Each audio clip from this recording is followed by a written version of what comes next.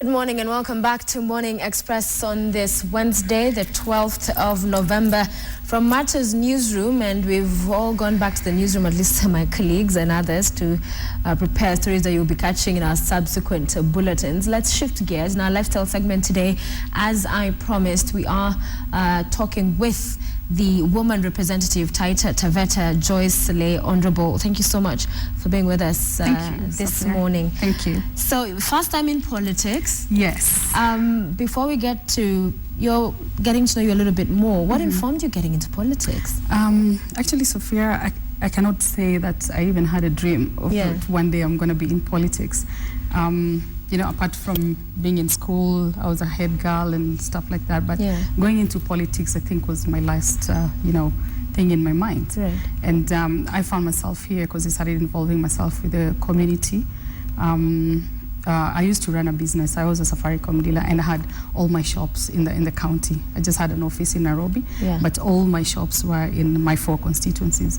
So getting to create employment and getting to, to involve myself in what is there that can be done in the community and empowering people.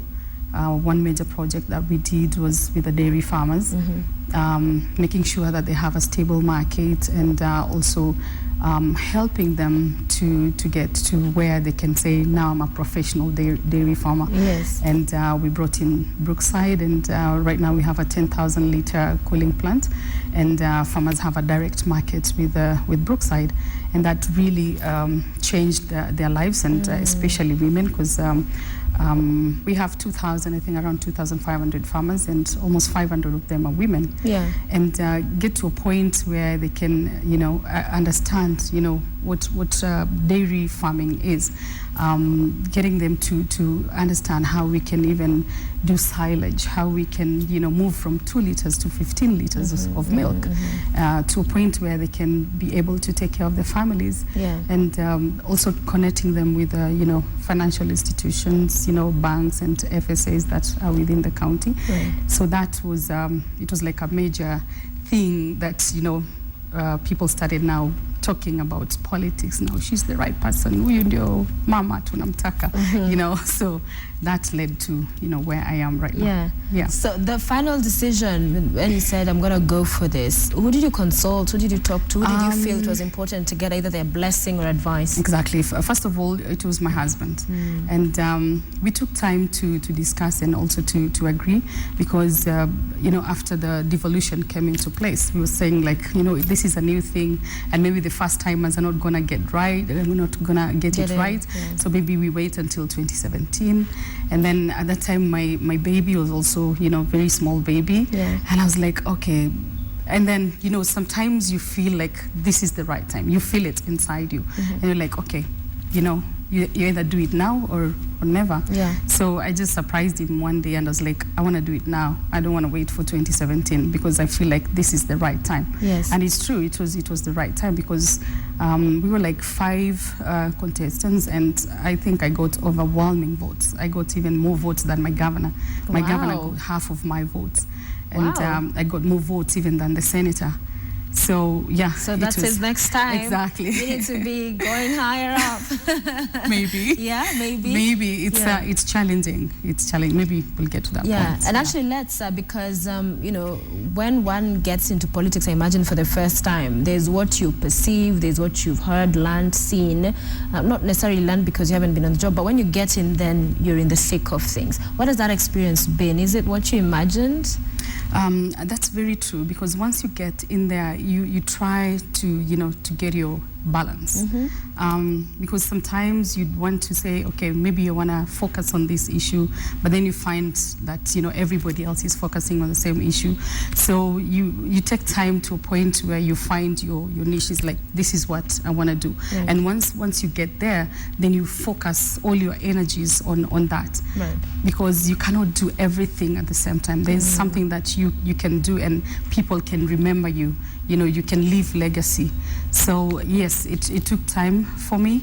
I mean, first time and you're like, wow, it's just too much. This, what am I gonna do? But then I think right now it's so clear, and I know what I'm supposed to do. What is the role of a woman representative? There's this perception that we represent women only. Exactly, yeah.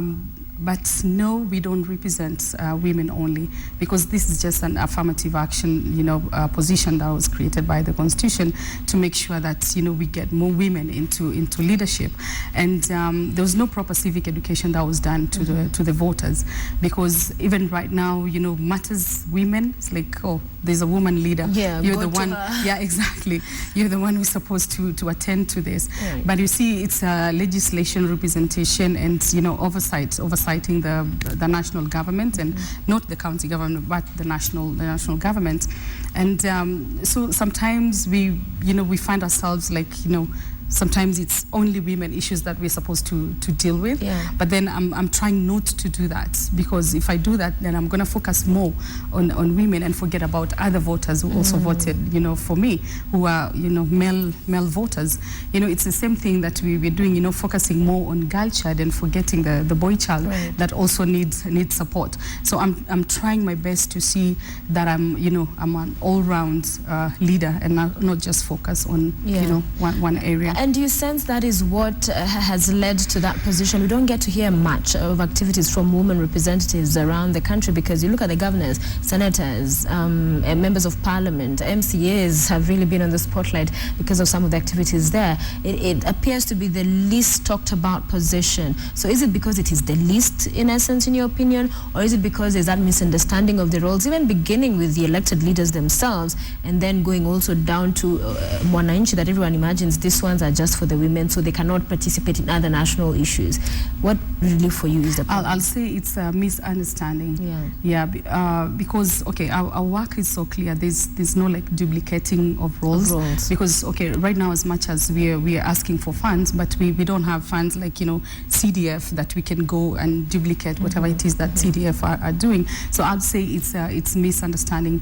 So it's something that we really need to to focus on, to educate people on, for them to understand what our roles are, so that they look at us just like any other leader, and not just a woman who represents other women in parliament. Yes. Yeah. So there's this need for us to educate people more on our roles. And even if right now we have like 86 women in parliament, but still we're not there yet.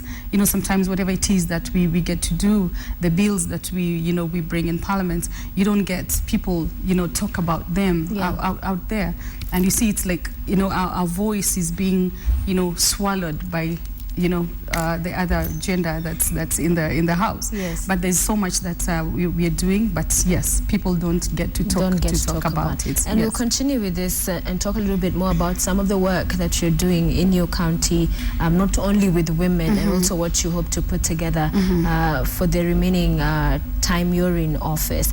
But let's first come back to your personal life, because in most times we see these elected leaders, and people imagine everything is put together, everything works out, true, perfect. But it has not been the case for your story. Share with us a little. Yeah, that's very true. I remember the first media house to cover my story, especially on IVF, was KTN, because I decided to go, open about it. By that time, issues around politics had already kicked in, so I was like, I cannot keep quiet, because, being a leader, or if I become a leader, then people will start questioning, we didn't see you pregnant, where did you get the baby? How did you get the baby? And, I started talking about it. And I remember Edith Kimani came to my house, and she covered that story very well. And at that point, I remember I told her, I know there's no law that's, in place right now for IVF and stuff like that, and especially for surrogacy, because I got my baby through a surrogate mother. And I was like, in case I get to go to parliament, this is what I'm gonna make sure that we put out there for people to know that yes, now there is law, to give hope to other women who are going through what I went through, who cannot conceive naturally, who can to bring them to a point to understand that yes, there's another alternative alternative. I can also be a mother. I can still be a mother. I can still be happy.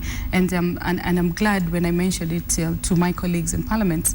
Honorable Millie Odhiambo told me, oh, I already have a bill that I drafted, in the past Parliament. So I was so excited. I'm like, yes, I'm going to support this bill and make sure that it goes through, because I'll be doing it out of, experience. Yes. And backtrack for us, for those who may not have watched the story.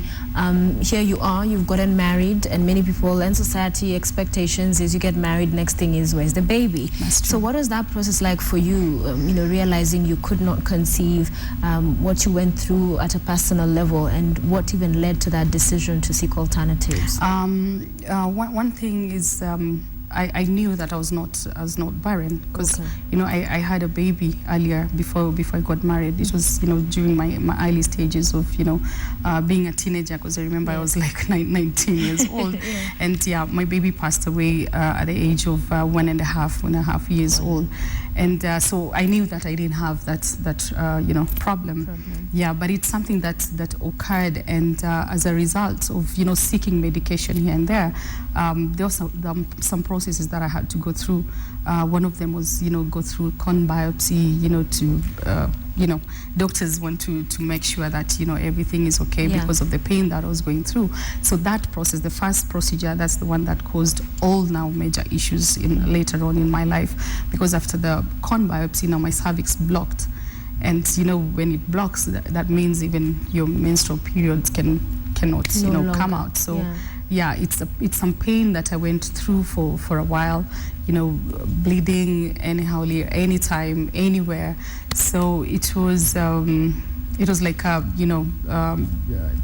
psychologically, torture, and it was yes, to a point where I decided now, my life comes first, and that's the reason why I had to go for hysterectomy. And after what that, is a hysterectomy? the removal of your womb and so uterus and cervix all together. But then I had my ovaries intact. So when I came to learn about IVF, that you can go through this process. Is it someone who told you, or did yes, through a friend of mine, and also my gyna, because he kept on helping me and also counseling me. And then later on he was like, I know you want to have a baby, we have this and this that you can try. And since you don't have a womb, you can get a surrogate mother. First of all, you can look within the family, and then friends, and so that's what I did, and I'm glad that I had a friend who was ready to do that for me. And she's a blessing. With your husband, because you're going through all of this, and I'm sure he was very supportive throughout the process. So for him, was it easy to get him on board in terms of getting this child, but via IVF? At first, it wasn't, and yes, he was supportive, especially throughout all the pain and suffering that I went through. And at first, it wasn't easy to convince him, because when we first visited the doctor, he was like, this percentage that will succeed, this percentage will not succeed. So in order to convince him that, because he wasn't sure which percentage are we going to fall on, spending a lot of money and then it does not succeed. So being a prayerful woman, I joined together with my church, and we founded everything in prayers. It was, we had a strong foundation in prayers, and I just had a strong conviction that we do it. And you know what? It was the first time, it was first trial, and it worked. It worked. So for those who do not understand what this whole IVF thing is about, help us understand. IVF, it's in vitro fertilization. First of all, there are those women who cannot even conceive using, their eggs. So what happens? You get a donor. You get a donor who can donate eggs. And for women who have the womb, it can be, put inside the womb so that now they can carry the pregnancy fully. But for those who, don't have, like in my case, you have to look for someone else. So you use your eggs. If you're okay, your eggs are okay. So you use your eggs and your husband's sperm taken to the lab. And then after, fertilization, that's when now it's put inside the other woman's womb. now to help Now you the now carry surrogate. the surrogate mother, to help you now carry the pregnancy to full term. Yeah, so that's what we're trying right now to put the law into place, because there is no law, and it's not that that women are not doing it. They're doing it, but then it's happening. Yes, it's happening. And I remember when I started the visits to the clinic, that clinic used to fill up by 7 a.m. in the morning. You're joking. Yes. Women all coming exactly. to seek the same services. Exactly. Wow. So it's happening, but then there was no law into place. And that's what we're trying to put. So the law, right now. you want it to come into place to do what exactly? First of all, it's like, creating awareness. What is IVF? People need to understand what there are is these IVF. alternatives, there are And options. also the law will also help in lowering down the costs, because it's very expensive.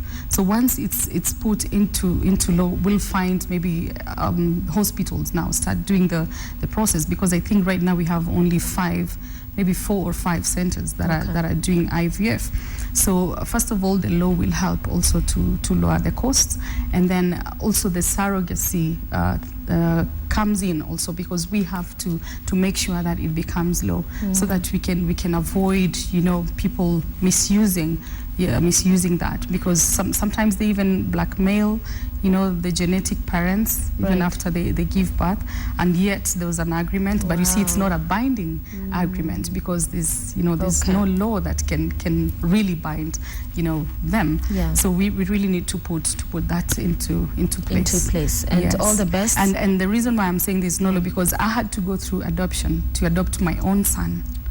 Yes. Wow. Because that also then helps it. Because the act that they use to give notification of birth, it says that the woman who gives birth is the mother of the baby.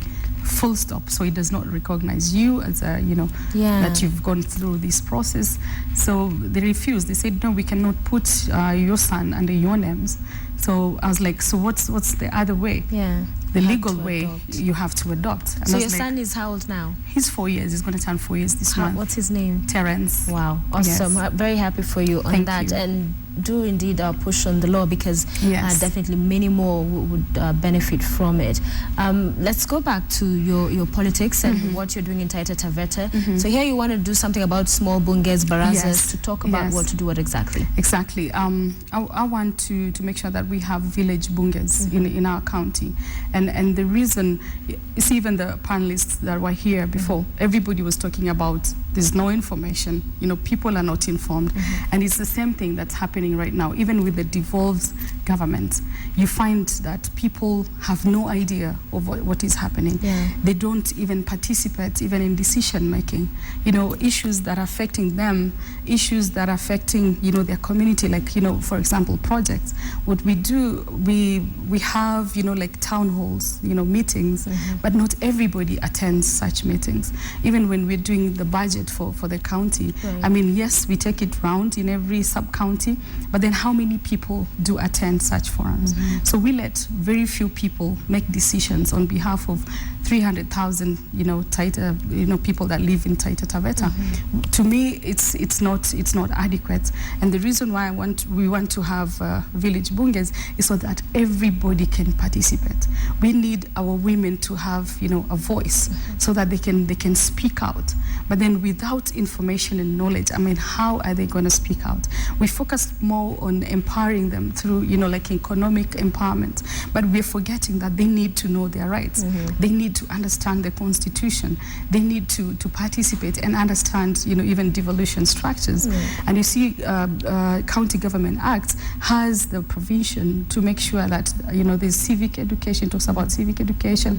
It talks about public participations. It talks about even, a traditional setup where people can have information. So right now, when I go, like, for example, the whole of last week, I was in my county holding meetings with the people. But you see, they ask you questions, on issues that they can easily, get within the county. But because they don't know, you see, that's where the problem comes in. So in these village bunges, we'll have, we'll give them a chance to articulate their issues, first of all. and they can even elect representatives, you know, so that when they talk about issues, this is what needs to be done. So they, you know, they put them in classes like this one is for the national and this one is for the county. So the people that are elected as their representatives within the village now are tasked to make sure that that information gets to where it's supposed to go. So who will steer this? We want the county government to steer it, and Okay. yes, we want the county government to steer it, and then we'll have like TOTs. So we train youth within youth and women, especially women, because you know why? Because right now you call for meetings, you can even check, you know, my photos on Twitter. There's more women, who attend meetings than men. You go to even you know, school meetings. Yes. You go to churches, you find there more women in there than men. So I really want to, you know, to make sure that the women, you know, are in the forefront pushing this. Yeah. Because I know if a woman puts, you know, all their effort in something and believes in it. It takes a woman sometimes to just, you know, change the time. Exactly. And not just to articulate issues. Listen, Sophia, we're making laws, right? Laws for who? For the people. Do the people understand the law? No. Do they have any idea? They don't. True. You know, the gap between us, the leadership and people down here is so wide. So we need them to get to know and understand what it is that we're doing for them. We're making laws even to take them to jail, but yet they don't even know. And right now I've put a motion in Parliament to make sure that all laws are translated in Kiswahili, because it's a constitutional requirement. So when I have them translated in Swahili, the same, if we were discussing on a bill, for example, a mining bill at the National Assembly, it will be in Kiswahili. So I want the same bill discussed at the county level, at the village level, where people now can understand, people can go through the bill, agree, disagree, you know, tell me that we need to amend this, or other leaders, we need to amend this. I mean, that is representation. Correct. So that when I speak in Parliament, I speak on behalf of my people, because I've given my people the chance now to understand the law that we are making, you know, or the bill even before it becomes law. Right. It's very important for people to understand what it is that we're doing up here as leaders. Excellent, well said. So we will be watching, and we wish you the very best as you continue with your work in Taita Taveta. Thank you. And perhaps come 2017, we'll be running for what office?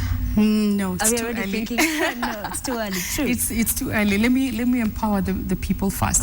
Because look, when we call for workshops for women, training, 30% procurement. I mean, we do it in town centers. Only few women get access to that. I want to change it. I want everything to go to the village level. Every training, every, you know, information, let it start from the village. And I wish that is what we had more of in terms of leaders across the board, that there's more interest and focus and attention and work being done and directed at the Mwananchi, the Kenyan, down at the grassroots level. Thank you for joining us this morning. Thank it was a you. pleasure meeting you. Thank you, Sophia. And all the best to you. Honorable Joyce Saleh, who is the woman representative, Taita Taveta County, with us this morning, talking to us about what she's planning to do, and also her inspirational story. There are alternatives, and that she's actually doing something about it to ensure there's legislation for those women who may be wanting to perhaps use options such as IVF. And we'll continue to follow up on that and see how that develops in coming days. Thank you so much for watching Morning Express today. Always a pleasure to be part of your morning. On behalf of the great team here at KTN that makes this show possible, we wish you a lovely day. I'm Sophia Wanuna.